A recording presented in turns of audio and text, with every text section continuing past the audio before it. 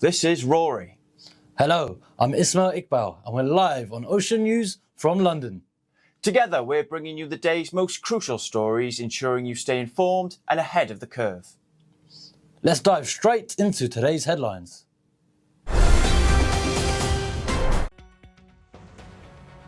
Israeli Prime Minister Benjamin Netanyahu has confirmed that weapons supplied by Tel Aviv were used by India during Operation Sindoor, the cross-border military campaign in which New Delhi attacked Pakistani positions under the pretext of targeting terrorists. The four-day confrontation, which erupted after India, without presenting evidence, blamed Pakistan for a deadly attack on tourists in Pahalgam, saw artillery duels, drone strikes and air raids exchanged between the two nuclear-armed rivals. In response to the Indian aggression, Pakistan's armed forces launched a large-scale retaliatory military action named Operation Bunyan-Marsus and targeted several Indian military targets across multiple regions.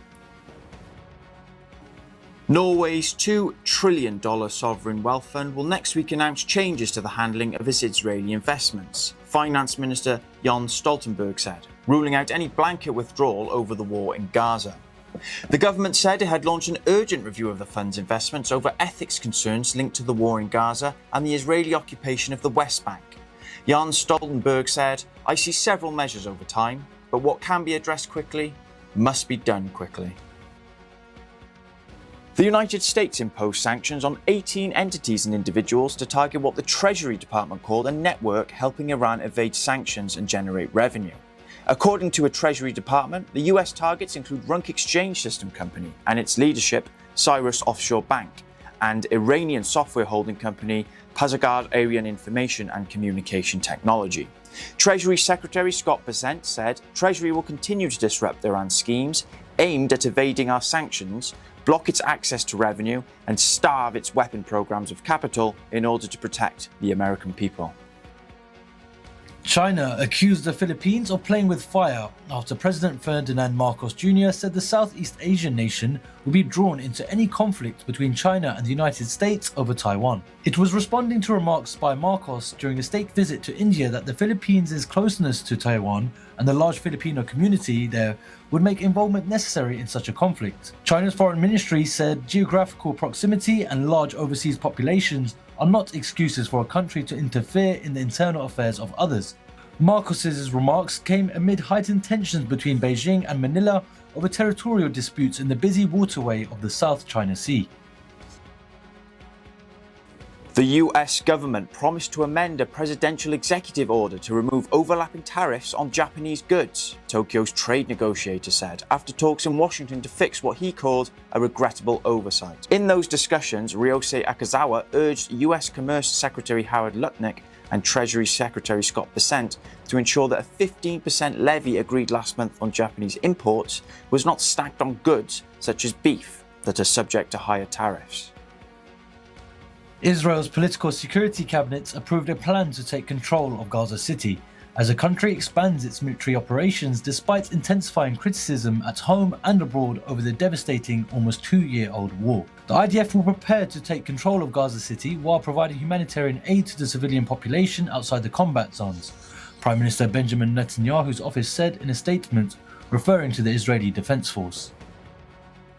Australia has urged Israel not to go down this path after Prime Minister Netanyahu said Israel intended to take military control of Gaza. Foreign Minister Penny Wong said Australia calls on Israel to not go down this path, which will only worsen the humanitarian catastrophe in Gaza. Wong said permanent forced displacement was a violation of international law and repeated calls for a ceasefire, aid to flow unimpeded, and for militant group Hamas to return the hostages taken in October 2023.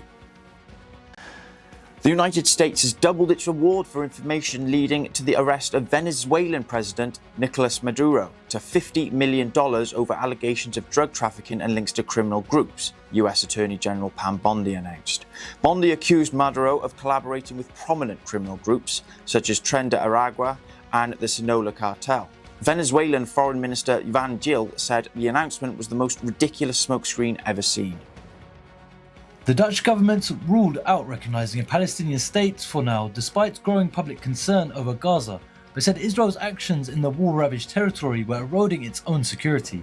The Netherlands' stance is in contrast to that of some NATO allies, most notably France, which has said it will recognise Palestinian statehood in September. Britain has said it will also do so unless Israel takes steps to relieve suffering in Gaza, where starvation is spreading, and agrees a ceasefire.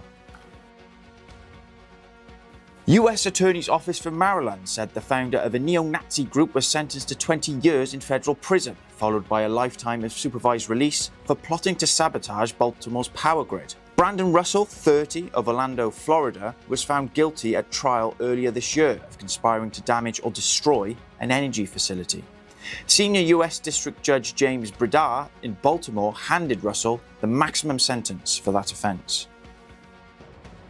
France's biggest wildfire in decades will continue burning for several more days, authorities warned, even though the flames have been brought under control. The massive blaze in the southern department of Aude has scorched more than 17,000 hectares, an area larger than Paris, killing one person, injuring 13, and destroying dozens of homes. About 2,000 firefighters remain on duty around the fire zone, which was declared under control on Thursday night. But the fire won't be declared extinguished for several days. Authorities have banned access to the affected forests until at least Sunday, saying roads in the area are too dangerous due to downed power lines and other hazards.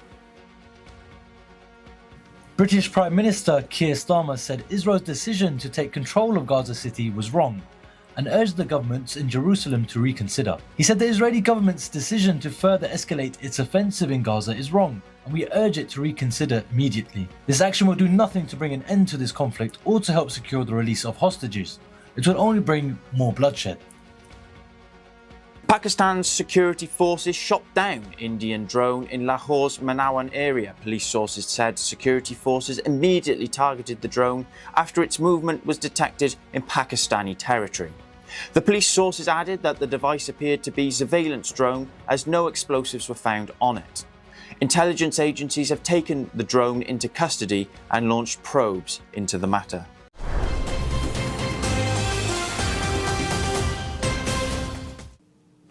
Those were the headlines for today. Don't go anywhere. After a quick break, we'll be right back to delve into each story with comprehensive coverage. Stay tuned.